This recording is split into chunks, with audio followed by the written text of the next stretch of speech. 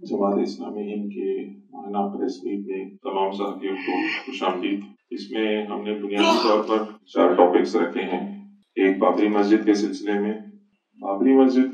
میں حکومت ہند نے کچھ وقت پہلے عرضی ایک اپلیکیشن فائل کیا ہے کورٹ میں، جس میں بابری مسجد کے اطراف جو زمین ہے جو اکوائر کی گئی تھی، وہ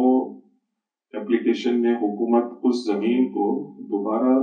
ان کے جو اسٹیک ہولڈرز ہیں ان کو لوٹانا چاہتی ہے۔ جماعت اسلامی ہند اس حکومت کے قدم کو، اس اسٹیپ کو غیر منصفانہ اور ایک جذباتی اسٹیپ سمجھتی ہے، اور یہ سمجھتی ہے کہ کسی بھی حکومت کو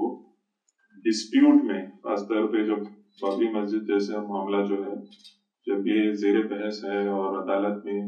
اس کا ٹائٹل سوٹ پینڈنگ ہے، تو اس میں ایک فریق یا ایک پارٹی کی حیثیت سے بالکل اوپنلی سامنے آ جانا یہ بہت ہی غیر منصفانہ قدم ہے، اور یہ ہمارے ڈیموکریسی کے لیے اچھی بات نہیں ہے۔ ظاہر ہے کہ یہ جو قدم ہے، یہ آنے والے جو انتخابات ہیں اس کے مد نظر رکھتے ہوئے ووٹرز کو، اپنے ووٹ بینک کو انفلوئنس کرنے کی ایک کوشش ہے، اور جماعت سمجھتی ہے کہ یہ جو قدم ہے اس سے حکومت نے گریز کرنا چاہیے، اپلیکیشن وڈرا کرنا چاہیے، اور جو گورننس، جو کسی بھی گورنمنٹ کا اصل کام ہوتا ہے، فلاح بہبود کے کام اور ترقی اور ڈیولپمنٹ کے کام، اس پر فوکس کرنا چاہیے۔ کل جو انٹریم بجٹ حکومت کی طرف سے آیا، فائنانس منسٹر کی طرف سے، جماعت سمجھتی ہے کہ اس میں جو عام آدمی کو جو پیش آنے والی جو پریشانیاں ہیں، جو مسائل ہیں، اس پہ بہت زیادہ توجہ دی نہیں گئی، بلکہ بڑے بڑے اعلانات، بڑے بڑے اسکیموں کو لانچ کیا گیا اس نیت سے کہ ہم اپنے جو ووٹرز ہیں ان کو ہم خوش کریں اور اپنی طرف ان کی توجہ مرکوز کر کے ہم کچھ ووٹ حاصل کریں۔ تو یہ فائنانس منسٹر کا جو بجٹ ہے، اس میں بہت بڑے بڑے اعلانات ہوئے،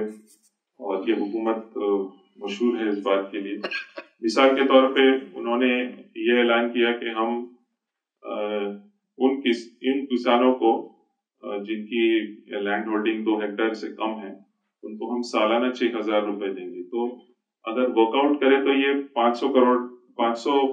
روپے ماہانہ بنتا ہے، جو کہ بہت ہی میگر، بہت ہی چھوٹی رقم ہے۔ اور اگر سینسس، ایگریکلچرل سینسس کے کیلکولیشن کے حساب سے اگر دیکھیں تو جو کسانوں کی جو تعداد بن رہی ہے پورے ملک میں، جن کا اتنا اس سے 2 ہیکٹر سے کم ہولڈنگ ہے، تو تقریباً 12.56 کروڑ ایسے کسان ہیں۔ تو یہ اگر ایلوکیشن ہم دیکھیں گے تو یہ تقریباً 75,000 کروڑ، اتنی بڑی رقم بنتی ہے، اور اس کو کہاں سے فنڈنگ آئے گی، اس کی طرف حکومت نے کوئی بات نہیں کی اور کوئی اس کو ریویل نہیں کیا۔ اس کے علاوہ جتنے سوشل ویلفیئر اسکیمز ہیں، جیسے آپ نے پریس نوٹ اگر دیکھا ہوگا تو اس میں NSAP ہے، نیشنل سوشل اسسٹنٹ پروگرام، منریگ ہے، پرائم منسٹر گرامین سڑک یوجنا ہے، پرائم منسٹر آواس یوجنا ہے، یہ سب میں بجٹری کٹس ہوئے ہیں۔ اس کے علاوہ جو اقلیتوں کے لیے جو ایلوکیشن ہے، جیسے Maulana Azad national fellowship scheme جو ہے، یہ 131 کروڑ سے اس کو 84 کروڑ بنایا گیا، اور کچھ جو اسکیمز تھے جیسے اسکل ڈیولپمنٹ، پری میٹرک اسکالرشپ، اس کی بھی جو ایلوکیشن ہے اس کو کم کی گئی۔ اس سے صاف ظاہر ہوتا ہے کہ جو حکومت جو ہمیشہ بات کہتی ہے کہ سب کا ساتھ سب کا وکاس، یہ جو ریڈکشن ہے ایلوکیشن میں، یہ ان کا اصل حکومت کا جو منشا ہے وہ بتاتا ہے۔ اس کے علاوہ جماعت ہمیشہ سے چاہتی ہے کہ ایجوکیشن اور ہیلتھ پر حکومت پوری توجہ دے، لیکن ہر سال کی طرح اس بار بھی گورنمنٹ نے جو ایجوکیشن سیکٹر ہے اس میں صرف 3.3% ایلوکیشن دیا ہے اور ہیلتھ میں صرف 1.15% ایلوکیشن دی ہے. اور ہائر ایجوکیشن میں تو ایلوکیشن کم ہوا ہے. اور جو آیوشمان بھارت جو ان کی انشورنس اسکیم ہے حکومت کی، اس میں انہوں نے اعلان کیا تھا کہ 50 کروڑ آبادی تک ہم مطلب مفت علاج اور اس طرح کی کچھ بات تھی اس میں، لیکن اس کا ایلوکیشن صرف 6,400 کروڑ ہے. تو کس طرح سے اتنی بڑی اسکیم کو اتنی چھوٹی رقم کے ساتھ چلا جائے گا، یہ بھی سمجھ سے باہر چیز. تو جماعت یہ مطالبہ کرتی ہے کہ حکومت پورے ڈیٹیل جو ہیں کہ کس طرح سے اس کی تفصیلات ہیں، کس طرح سے اس کو فنڈ کیا جائے گا اتنے بڑے بڑے اعلانات کو، وہ لوگوں کے سامنے آنا چاہیے. اس کے علاوہ ایک تیسرا ٹاپک جو ہم نے لیا ہے وہ مظفر نگر فسادات جو 2013 میں ہوئے، اس میں یو پی حکومت نے 125 کیسز کے بارے میں معلومات حاصل کی اور 18 کیسز کو ابھی انہوں نے فیصلہ کیا یو پی حکومت نے کہ یہ کیسز وڈرا ہونا چاہیے. بیشتر کیسز میں خود جو حکومت کی جو پارٹی ہے اس کے ایم ایل ایز اور کچھ منسٹرز بھی ان پر الزام ہیں اور شدید الزام ہیں رائٹنگ کے سلسلے میں،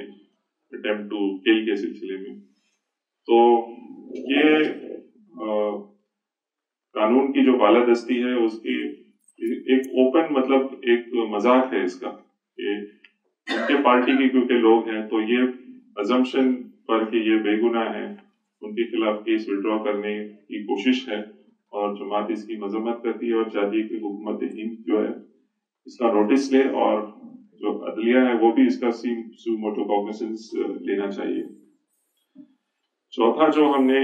جو ٹاپک لیا ہے وہ میگھالیہ کول مائن ٹریجڈی ہے. جیسے کہ آپ لوگوں نے میڈیا میں پڑھا ہوگا کہ 21 مائنرز اور مزدور اس کول مائن میں پھنس گئے اور اس میں 16 لوگوں کی اموات ہوئی اور اس میں سے صرف 2 باڈیز ابھی تک جو لوگ مر گئے 16 صرف 2 باڈیز ریٹریو ہوئی. حالانکہ یہ حادثہ منظر عام پہ 13 دسمبر کو آ گیا تھا، لیکن اس کے باوجود بھی حکومت اور جو بھی اتھارٹیز تھے انہوں نے کوئی بھی مناسب یا کوئی قابل قدر قدم نہیں اٹھایا. یہاں تک کہ سپریم کورٹ آف انڈیا نے 3 جنوری کو یہ بات کہی کہ وہ بالکل سیٹسفائیڈ نہیں ہے ریسکیو آپریشن سے اور انہوں نے یہ مطالبہ کیا سپریم کورٹ نے کہ ان کی باڈیز جو ہیں وہ ریٹریو کی جائے اور ریسکیو آپریشن تیز کیا جائے. جماعت اسلامی ہند آسام کے جو امیر حلقہ ہیں مولانا عبد الباسط اور اس کے علاوہ آسام میں ساپتاہک ہمارا ایک مجاہد ایک نیوز پیپر ہے اور اے پی سی آر کے ایک نمائندے، یہ 3 لوگوں نے وہاں پر جا کر جو مزدور جن کی اموات ہوئی ان کے فیملی سے گفتگو کی اور ان کا مطالبہ یہ ہے کہ حکومت نے جو میگھالیہ حکومت نے 1 لاکھ کا جو کمپنسیشن دیا ہے وہ بڑھا کر 5 لاکھ ہونا کیا جانا چاہیے اور جماعت اس کی تائید کرتی ہے اس مطالبے کی. اس کے علاوہ ایک ہائی لیول انکوائری ہونی چاہیے اس پورے معاملے میں کہ اس کی حقیقت کیا ہے، کیوں اتنی بڑی ٹریجڈی ہوئی، کیوں اس کی ریسکیو آپریشن کو اتنی دیر لگی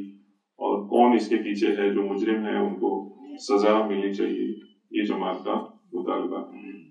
اب انشاءاللہ آپ سوال کر سکتے ہیں محترم کہیں گے جماعت محمد سلیم انجینئر صاحب اور سیکریٹری ملکی وہ ملی مسائل جناب محمد احمد صاحب آپ کے سوالوں کے جواب دیں گے. جزاک اللہ. یہ 67 ایکڑ زمین کی جو بات ہے اس کو ایکوائر کرنے کی جیسا کہ مجھے خیال آ رہا ہے ایک کوشش وی پی سنگھ کے دور میں ہوئی تھی اور گورنر سرین کی کوشش سے علی میاں نے سائن بھی کیا تھا کہ اس زمین پہ پارک بنایا جائے، لیکن پھر بعد میں انہوں نے اپنا یہ سائن واپس لے لیا تھا علی میاں ندوی نے کہ پارک بنانا جائز نہیں ہے ناجائز ہے. تب بابری مسجد قائم تھی اور اس وقت کا سچویشن دوسرا تھا. ابھی اگر گورنمنٹ ایکوائر کر کے اور وہاں پہ پارک بنا دے تو کیا حرج ہے اس میں؟ دیکھیے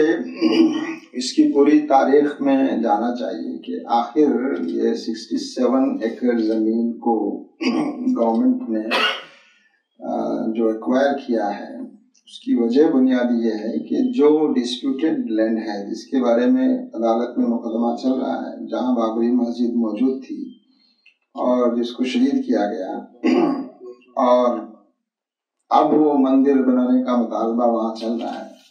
تو یہ پوری زمین کو اس لیے ایکوائر کیا گیا تاکہ وہاں اسٹیٹس کو مینٹین کیا جا سکے، اور اسی لیے اس کے آس پاس کی اس زمین کو ایکوائر کر کے یہ ایشور کیا گیا تاکہ اس ایریا میں کوئی کنسٹرکشن ایکٹیویٹی یا کوئی اس کے ساتھ چھیڑ چھاڑ نہیں کی جانی چاہیے۔ تو یہ اس لیے کیا گیا تھا، اور بار بار اس کی کوشش بھی کی گئی اور اس کو مسترد کیا گیا۔ تو یہ جو اب کیا جا رہا ہے گورنمنٹ کی طرف سے، خود پہلی بات تو گورنمنٹ کی طرف سے کرنا یہ ایک بہت بڑے سوال پیدا کرتا ہے کہ گورنمنٹ کیوں اس میں بجائے اس کے کہ وہ اس جسٹس کے پروسیس کو آگے بڑھانے میں مدد کرے، وہ تمام شہریوں کی حکومت جیسا بہیو کرنے کے بجائے وہ خود پارٹی اس میں بن رہی ہے۔ دوسرا یہ کہ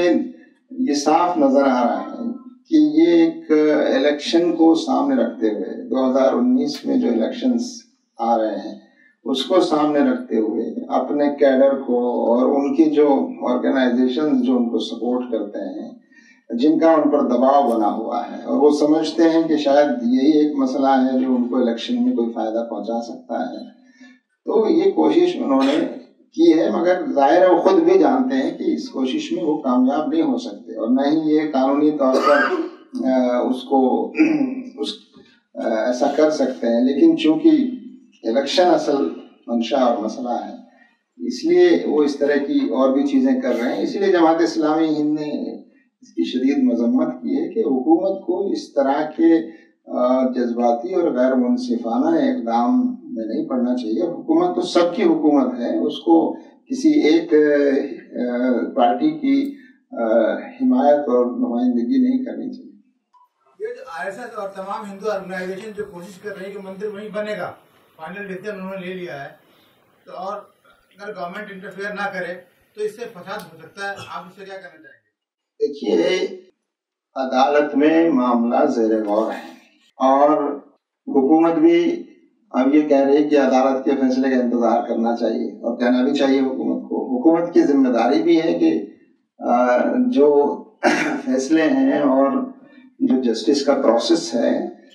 اس میں لا اینڈ آرڈر کو مینٹین کرنا حکومت کی ذمہ داری ہے، اور جو لوگ ان تمام چیزوں کو نظر انداز کر کے اور جو تنظیمیں اور جو گروپس ماحول کو گرما رہے ہیں اور ماحول کو ایک طرح سے پرووک کر رہے ہیں، ان کو چیک کرنا یہ حکومت کی ذمہ داری ہے۔ مسلمانوں کا یہ موقف مسلم پرسنل لا بورڈ کا اور دیگر مسلم تنظیموں کا برابر سامنے آتا رہا ہے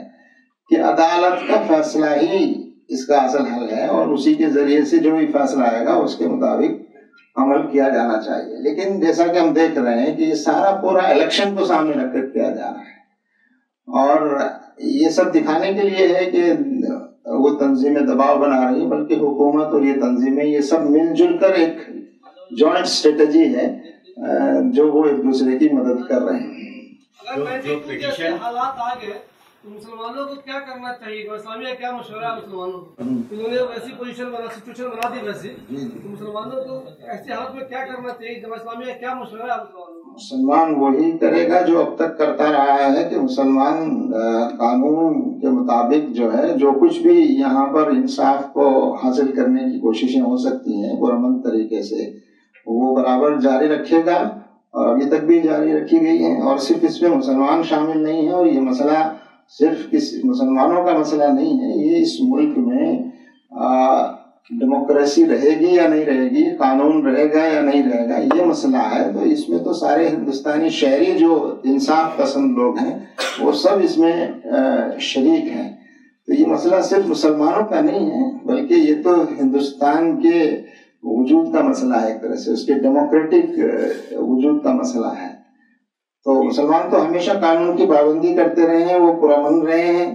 اور اب بھی انشاءاللہ پرامن رہیں گے۔ اور اسی لیے مسلمانوں کے علاوہ کوئی یہ بات نہیں کہہ رہا ہے کھل کے کہ عدالت کا جو بھی فیصلہ ہوگا ہم اس کو مانیں گے۔ یہ تعجب کی بات ہے کہ دوسرے جو لوگ ہیں وہ اس بات کو نہیں کہہ رہے ہیں کہ عدالت کا فیصلہ مانیں گے، بلکہ اس کا انتظار بھی نہیں کرنا چاہتے ہیں، اور وہ تو کہتے ہیں کہ جلدی سے ہم وہ کچھ کر ڈالیں جو وہ چاہتے ہیں. ظاہر ہے وہ ممکن نہیں ہے ان کے لیے. اور یہ بات بھی آپ سب جانتے ہیں کہ یہ ایک الیکشن کا ایشو ہے. یہ 29 جنوری کو جو پٹیشن فائل کیا ہے گورنمنٹ نے سپریم کورٹ میں، اس پٹیشن میں کلیئرلی کہا گیا ہے کہ 0.313 ایکڑز کو چھوڑ کر باقی زمین کو ریلیز کر دیا جائے تاکہ گورنمنٹ جس کو چاہے دے سکے.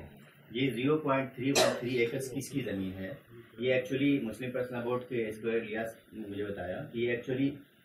مسجد کا پارٹ ہے یہ، اور 3.3 ایکڑز جو ہے نا 0.313 ایکڑز جو ہے اس میں مسجد ہے، مسجد کا انر کورٹ یارڈ ہے یعنی صحن، اور مسجد کا باہری کورٹ یارڈ ہے. تو اس پٹیشن میں اس پورشن کو باہر رکھنا گورنمنٹ کے پٹیشن میں اور کہنا ہے کہ باقی کو یہ کر دیجئے، کیا اس کا مطلب ایک طرح سے ایڈمیشن ہے، قبول کرنا ہے کہ ہم جو ٹائٹل سوٹ ہے مسجد کا اس میں ہم کمزور پڑ جائیں گے؟ نہیں، دیکھیے پہلی بات تو یہ جو کیلکولیشن بتایا گیا ہے یہ کیلکولیشن بھی ٹھیک نہیں ہے. یعنی جتنے حصے کو ڈسپیوٹیڈ قرار دیا گیا ہے اور جتنے حصے کا ٹائٹل سوٹ جو ہے کورٹ میں جاری ہے وہ صرف 3.313 نہیں ہے بلکہ 2.7 جتنا بتا رہے ہیں وہ ہے. تو دراصل یہ سب چیزیں ٹیکنیکل ہیں. اصل بات جو عرض کی جا رہی ہے وہ یہ ہے کہ وہ ایسا کر نہیں سکتے اور نہ ہی عدالت ان کے اس مطالبے کو سپورٹ کرے گی، ہمیں پوری امید ہے. اور دوسرا یہ کہ یہ صرف اور صرف الیکشن کو سامنے رکھتے ہوئے یہ جو ان کا کیڈر ان سے مطمئن نہیں ہے، ان کی تنظیمیں ان سے مطمئن نہیں ہے، عوام بھی ان سے ناراض ہے، تو یہ کسی نہ کسی درجے میں ان کو خوش کرنے کے لیے اس طرح کی کوشش کی جا رہی ہے جو بہت ہی غیر مناسب نامناسب ہے. جو عدالت کے فیصلے کو ماننے کی بات مسلم تنظیموں کی طرف سے پرسنل بورڈ کی طرف ہو رہی ہے، تو ہومو سیکسولیٹی پہ سپریم کورٹ کا فیصلہ آیا، ٹرپل طلاق کا آیا، اس کو ہم نہیں مان رہے ہیں. تو یہ انکنڈیشنل ہم کیوں کہہ رہے ہیں کہ جو بھی فیصلہ آئے گا ہم مانیں گے؟ الہ آباد ہائی کورٹ کا فیصلہ بھی کورٹ کا فیصلہ ہے، ہم اس کو نہیں مان رہے. تو سپریم کورٹ کا 377 کا فیصلہ ہے، تو جب فیصلہ آ جائے اس کے بعد اس کو دیکھا جائے گا اس میں کیا چیز ہے، یہ بات آنی چاہیے. عدالت جہاں تک بھی فیصلے کے خلاف اپیل کرنے کا، اس کو بدلنے کا، ریویو کرنے کے جتنے امکانات موجود ہوں گے وہاں تک کوشش کی جائے گی. تو ہائی کورٹ کے بعد سپریم کورٹ ہے، اس کے بعد بھی ریویو ہے اور کئی چیزیں ہیں. تو ان تمام چیزوں کے بعد بھی اگر خدا نخواستہ کوئی چیز آتی ہے، ہمیں تو پورا یقین ہے کہ ثبوت جو ہے وہ ہمارے حق میں ہے اور سارے دستاویز جو ہیں وہ سپورٹ کرتے ہیں. اگر ایسا نہیں ہوتا تو اب تک فیصلہ آ چکا ہوتا.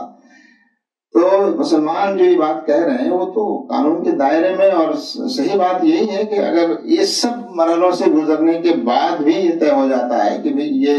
اس کی مالکانہ حقوق جو ہیں کسی اور کے ہیں، تو اس وقت پھر انشاءاللہ اس پر عمل کیا جائے گا، یعنی اس کو مانا جائے گا. اس کے علاوہ کوئی چارہ نہیں ہے نا. دوسری بات جو آپ کہہ رہے ہیں دوسرے فیصلوں کے بارے میں، یہ ہر شہری کا حق ہے کہ کسی فیصلے کے بارے میں، اس کے صحیح اور غلط ہونے کے بارے میں اس پر اعتراض کیا جا سکتا ہے، اس پر سوال کیا جا سکتا ہے، اس کے خلاف بیداری پیدا کی جا سکتی ہے، اس کو بدلوانے کے لیے جائز طریقوں سے کوشش کی جا سکتی ہے اور پہلے بھی ہوتی رہی ہے. 3.67 ایکڑ لینڈ کا معاملہ ہے، اس میں ایسے لوگوں کی بھی زمینیں ہیں جو ایودھیا کے رہنے والے ہیں اور ان کا یہ کہنا ہے کہ ابھی تک ان کو معاوضہ نہیں دیا گیا. تو وہ بھی ڈیمانڈ کرتے رہے ہیں پہلے سے کہ ان کی زمینیں یا تو واپس کی جائیں یا معاوضہ دیا جائے. میرا خیال اس پہ ایک پٹیشن بھی الہ آباد ہائی کورٹ میں ہے ابھی. دیکھیے وہ گورنمنٹ کو جو ٹیکنیکل ضرورتیں ہیں، جس کی زمین ایکوائر کی گئی ہے اور جو اس کے ضابطے ہیں اور لوگوں کو جو معاوضے ملنے چاہیے، وہ تو گورنمنٹ کی ذمہ داری ہے، وہ ادا کرنا چاہیے. اور ان لوگوں کو یہ حق تو ہمیشہ رہے گا بہرحال کہ لوگ اپنی زمین کا مطالبہ کر سکتے ہیں، ڈی ایکوائر کر سکتے ہیں یا اپنی زمین واپس لینے کا مطالبہ کرنے کا تو حق ہے. لیکن حکومت کی طرف سے اس کو موو کرنا یہ بہت خطرناک چیز ہے، اور یہ پورا ایک طرح سے معلوم ہوتا ہے کہ حکومت ایک غیر جانبدارانہ رول ادا کرنے کے بجائے ایک خاص گروہ کے حق میں جو ہے وہ اپنی کوششیں کرنا چاہتی ہے جو بالکل مناسب نہیں ہے، اور بلکہ عدالت میں جب معاملہ ہے اور کئی مرتبہ اس پر گفتگو ہو چکی ہے تو، اور یہ بات بھی سب جانتے ہیں کہ وہ کیوں ایسا کر رہے ہیں، وہ صرف الیکشن کو سامنے رکھ کر ایسا کریں۔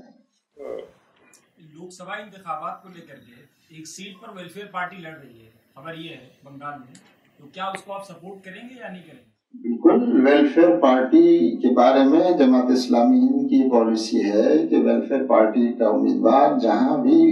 الیکشن میں کھڑا ہوگا جماعت اسلامی ہند کی تائید اس کو حاصل ہوگی۔ اگر وہاں ووٹوں کی تقسیم کا معاملہ سامنے آ جائے تب کیا؟ دیکھیے، جماعت کی کسی فرد کو تائید کرنے کے بارے میں یہ تمام چیزیں ہم غور کرنے کے بعد ہی کوئی فیصلہ لیتے ہیں اور اس پر عمل کرتے ہیں کہ وہ تمام جو پالیسیز ہیں جماعت کی ان سب کو سامنے رکھنے کے بعد ہی، تو اگر پورے ملک میں کسی ایک سیٹ پر کوئی فیصلہ کیا جا رہا ہے تو میں سمجھتا ہوں کہ اس میں تو بلکہ آپ کو تو یہ سوال کرنا چاہیے کہ صرف ایک سیٹ پر کیوں ہو رہا ہے۔ کل مودی حکومت نے جو عبوری بجٹ پیش کیا ہے اس میں SC ST کے لیے اور SC ST کے لیے ایک رقم میں اضافہ کیا گیا ہے، اس کے لیے بجٹ میں اقلیتوں کا نہ تو کوئی ذکر کیا گیا ہے اور نہ ہی بجٹ میں اضافہ کیا گیا ہے۔ یہاں تک کہ مولانا آزاد فاؤنڈیشن کے بجٹ میں 134 کروڑ سے 91 کروڑ کر دیا گیا ہے، اور جو گزشتہ بجٹ تھا اس میں بھی تقریباً 400 کروڑ نہیں خرچ کیا گیا ہے، جو اقلیتی امور کی وزارت کے لیے مخصوص بجٹ تھے وہ نہیں خرچ ہوا۔ کیا ایسا نہیں لگتا کہ ملی تنظیمیں جو ہیں ان کی بھی کوتاہی کی وجہ سے ایسا ہوا ہے؟ کیونکہ دوسری شیڈیول کاسٹ یا شیڈیول ٹرائب کے لوگ ملتے ہیں، منسٹر سے ملتے ہیں، حکومت تک اپنی بات پہنچاتے ہیں، اس پچھلے 5 سال میں ملی تنظیموں کی طرف سے کوئی پیش قدمی نہیں ہوئی ہے، جس کی وجہ سے ایسا ہوا۔ خیر، یہ بات تو کسی درجے میں مانی جا سکتی ہے اور ہم اس کو تسلیم بھی کرتے ہیں۔ پوری ملت کی جو صورتحال ہے آپ کے سامنے ہے، آپ اور ہم سب اس کا ایک حصہ ہیں۔ جس زوردار طریقے سے اور تیاری کے ساتھ حکومت کے سامنے چیزیں آنی چاہیے شاید ہم نہیں رکھ پاتے ہیں، لیکن یہ بات کہ اس حکومت کا مسلمانوں کے لیے کیسا رویہ ہے یہ بات تو کسی سے چھپی ہوئی نہیں ہے، بلکہ اب تو ان کا رویہ الیکشن کو سامنے رکھتے ہوئے بالکل دوسری طرح کا رویہ سامنے آ رہا ہے۔ تو بہرحال بجٹ سامنے آیا ہے، اس پر چیزیں آئیں گی اور اس پر تبصرے بھی ہوں گے اور مطالبات بھی ہوں گے، اور عوام جانتی ہے کہ یہ بجٹ کن حالات میں اور کس دباؤ میں اور کس مقصد کے لیے پیش کیا گیا ہے۔ آپ کیا چاہتے ہیں، کتنا بجٹ ہونا چاہیے؟ آپ کو اس پر افسوس کا اظہار بھی کر رہے ہیں۔ دیکھیے، ہم نے پچھلی بار بھی مطالبہ کیا تھا، اور صرف مسلمانوں کے لیے نہیں بلکہ ہم تو یہ کہہ رہے ہیں کہ ہیلتھ اور ایجوکیشن جو سوشل سیکٹر ہے جس میں مسلمانوں کا بھی حصہ ہے اور سب کا حصہ ہے، جو ہماری ایک بنیاد ہے اس انڈین سوسائٹی کی، ایک ویلفیئر اسٹیٹ کی، ہیلتھ اور ایجوکیشن، اس کا بجٹ جو ہے ابھی بھی بہت نیچے ہے۔ ہم 6% تعلیم کے لیے مطالبہ کرتے رہے ہیں اور 4% کم سے کم ہیلتھ کے لیے مطالبہ کرتے رہے ہیں، تو پوری کوشش کے باوجود 3.1% جو ہے وہ ایجوکیشن کے لیے اور 1.15% ہیلتھ کے لیے، تو یہ بہت کم ہے۔ اور یہ مطالبہ برابر کیا جاتا رہا ہے کہ جس طرح سے اسپیشل پیکیج SC اور ST کے لیے رکھا جاتا ہے، مائنورٹیز کے لیے اور مسلمانوں کے لیے بھی اس طرح کا اسپیشل سب بجٹ جو ہے وہ طے کیا جانا چاہیے۔ اتر پردیش میں SP اور BSP کا جو اتحاد ہے اس کو جماعت کا کھلا سپورٹ حاصل ہے کیا؟ اور انہوں نے جو کانگریس کو، RLD کو اور جو اسمالر پارٹیز ہیں، پیس پارٹی وغیرہ سب کو جو باہر رکھا اپنے الائنس سے، اس پر آپ کا نقطہ نظر کیا ہے؟ دیکھیے، اس سلسلے میں جماعت تو اس سے پہلے کوششیں بھی کرتی رہی اور آج بھی ہم کوشاں ہیں اس سلسلے میں کہ اپوزیشن پارٹیز کا الائنس ہو جائے۔ تو SP BSP کا جو الائنس ہوا ہے تو سب لوگوں کو بہت خوشی ہوئی، جماعت بھی اس کو خوشی کا اظہار کر رہی ہے، بلکہ یہ جو RLD اور چھوٹی پارٹیاں ہیں جو اس سے باہر ہیں، کوشش یہ بھی کی جا رہی ہے کہ ان کو کسی طرح سے اکوموڈیٹ کریں۔ مسئلہ صرف کانگریس پارٹی کا ہے، باقی چھوٹی پارٹیوں کو اکوموڈیٹ کرنے کی بات چیت چل رہی ہے اور بہت سارے لوگ اس پر کوششیں بھی کر رہے ہیں۔ تو SP BSP کا الائنس اگر نہ ہوتا تو ہم اس کے لیے کوششیں کرتے ہیں۔ دوسرے اسٹیٹس میں بھی جہاں پر ہمیں الائنس کی ضرورت ہے، جماعت کوششیں کر رہی ہے، ملاقاتوں کا سلسلہ بھی جاری ہے۔ تو SP BSP کے الائنس کو ہم سپورٹ کرتے ہیں، بلکہ چاہتے ہیں چھوٹی پارٹیوں کو بھی وہ اکوموڈیٹ کریں۔ अब सिर्फ कांग्रेस का मसला है तो कांग्रेस के मसले को भी वो लोग मिलकर के करेंगे। बात 2 जगह तो उन्होंने छोड़ ही दी है। तो इस तरह से ये खुशाइन बात है कि बीजेपी को अगर शिकस्त देनी है तो अपोजिशन पार्टियों के एक साथ आना होगा और दूसरे लोग भी कोशिशें कर रहे हैं। क्या बराह रास्त उत्तर प्रदेश में, जैसा कि अभी सवाल था उसी में मैं आगे बढ़ा रहा हूँ, कि सपा और बसपा से आपके लीडर के तौर पर लेटर लिखा गया या मुलाकात की गई कि उनको गठबंधन में शामिल किया जाए, या फिर नहीं? हमारी उनके बाद बड़े अहम जिम्मेदारों से बराह रास्त अखिलेश से या मायावती से मुलाकात तो नहीं हुई है, लेकिन उनके जो बहुत करीबी लोग हैं उनसे मुलाकातें हुई हैं और हम उनको मशवरा देते रहे और उसको उन्होंने माना भी है। और मुस्तफा सिलसिला जब भी जारी भी है कि छोटी पार्टियों की तरह एडजस्ट करें, तो खत वगैरह तो नहीं लिखा जाता है इन चार चीजों में, बातचीत ही के जरिए मसाइल इस तरह के हल होते हैं। तो हमारी उनसे पहले भी रब्त था और आज भी हम कंटिन्यू है। कुछ लोगों से हमारे जो उनके अहम लोग हैं जिनकी बातें ये लोग मानते हैं, इनके कायदीन की बातें, तो उनसे हमारा कांटेक्ट अभी है और हम बराबर कोशिश करते भी रहे। लोकसभा इलेक्शन में दिल्ली में जो सूरत हाल है, कांग्रेस और आम आदमी पार्टी अलग अलग लड़ने का फैसला कर रही है, जमात इस्लामी इस बार किसकी हिमायत करेगी? अब ये वक्त आएगा, उस वक्त देखेंगे। असल में जमात इस्लामी इस तरह सपोर्ट हम किसी पार्टियों को नहीं करते हैं, बल्कि कॉन्स्टिट्यूंसी वाइज देखते हैं और देखते ये है कि कौन ऐसा है कि जो इस तरह के उनको शिकस्त दे सकता है। फासीवादी कुव्वतें जो है, फासिस्ट ताकतें जो मुल्क में हैं, उनको कौन शिकस्त दे सकता है और कौन सेकुलर पार्टी है। अब इस तरह का सवाल उठाते हैं, सेकुलर पार्टी कौन है? जो सेकुलर अपने आप को कहती है एलानिया, उनको हम करते हैं, लेकिन हम किसी पार्टी को सपोर्ट नहीं करते हैं, बल्कि कॉन्स्टिट्यूंसी वाइज इसकी स्टडी करते हैं और देखते हैं कि कौन कैंडिडेट इनको शिकस्त दे सकता है, फिर उसी को वोट एंड सपोर्ट करते हैं। तो जब वो वक्त आएगा तो कॉन्स्टिट्यूंसी वाइज हम स्टडी करेंगे।